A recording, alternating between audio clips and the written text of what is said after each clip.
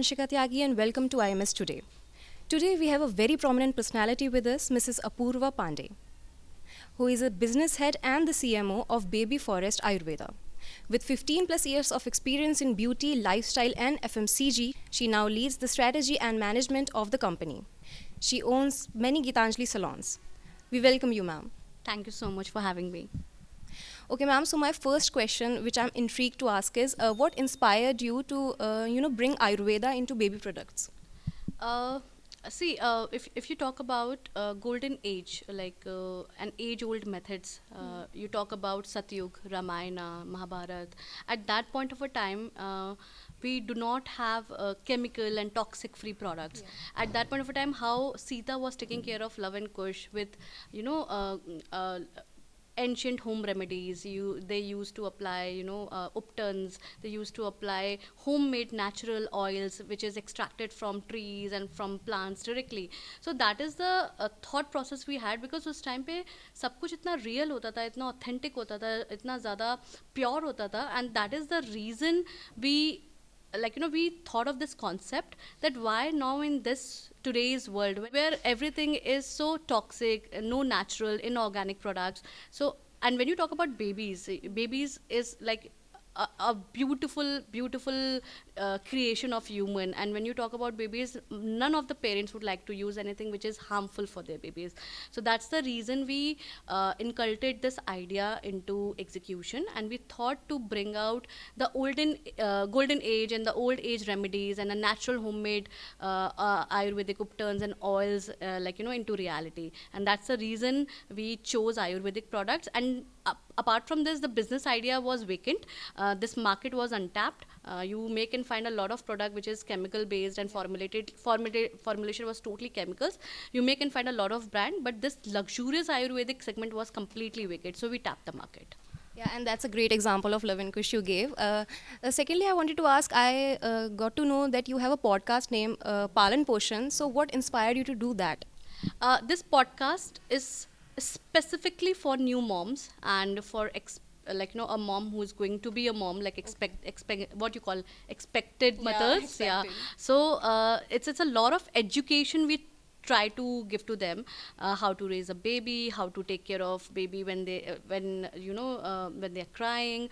Or there are so many, I mean, you're very young, you do not even have any idea that how to even raise a child. It's a very difficult. So you talk about raising an infant, a toddler and a teen, it's a completely task altogether. So this podcast entirely is talking about parenting, how to take care of an infant, how to take care of a toddler, from their from their massages to their food, to their taking care of their skin, how to talk to them like a parenting style, submissive styles. So we are teaching each and every new mom, that's how we can help the society. And that's the reason we started this Palan Poshan podcast. And we try to invite guests like pediatricians, gynecologists, parenting coach. We recently hosted a new mom, Ishita Datta. She is an actress also. So we want to share so we want to share a lot of experiences, personal experience from one mom to another mom. That's why we started this Palan Poshan podcast. Man, that's a great initiative. And as we talked about the salons you own, so I just wanted to ask, does that influence your perspective on business management also? See, owning a salons is something. It started my entrepreneur journey altogether, and having a baby forest is an entrepreneur journey. But business management I learned when I was working.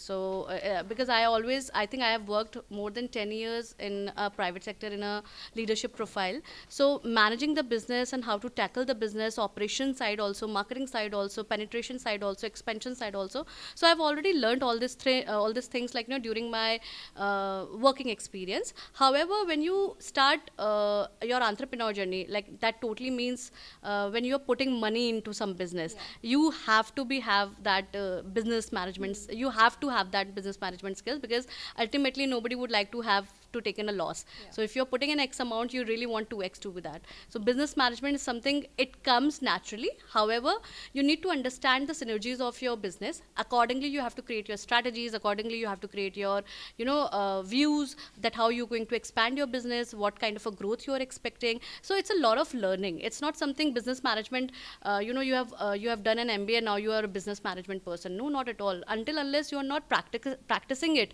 and until unless you're not, realizing in real that when you start something and you are looking forward to, you want to make a profit onto that business, you really need to have a real, understanding about the business. That only comes when you start something of your own. That's true. So, ma'am, last but not least, what advice would you like to give the students who are worrying about, the social networking skills and management skills? You need to be upfront. As I said during my speech also, when I hail from Kanpur, and when I came to Delhi NCR, I was very skeptical that how will people treat me, because you have certain set of a language from a city you come from.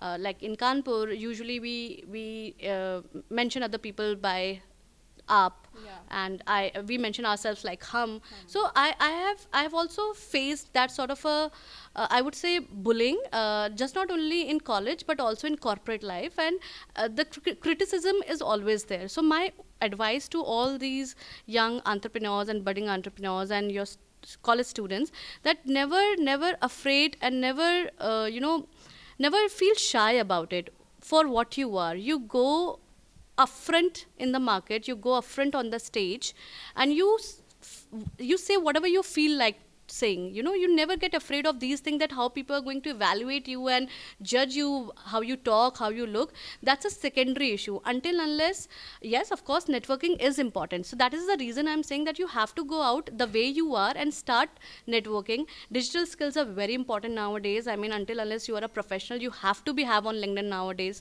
You have to create your social profile, because this is something, your digital biodata. You have to create that digital biodata nowadays, because everybody is well connected or digitally. You might not speak to that person on a call, but you definitely want to speak to that person over the Meta, over the Google or LinkedIn. So of course your digital biodata is very important. You have to be there. Create it, don't shy, be yourself, be consistent, and whatever you have in your mind, of course you speak out your mind, but it has to be sensible enough. Yeah, thank you so much, ma'am. It was a great advice, and thank you so much for giving your precious time. Thank you so much. Vanshika Tyagi with cameraman Ujjwal.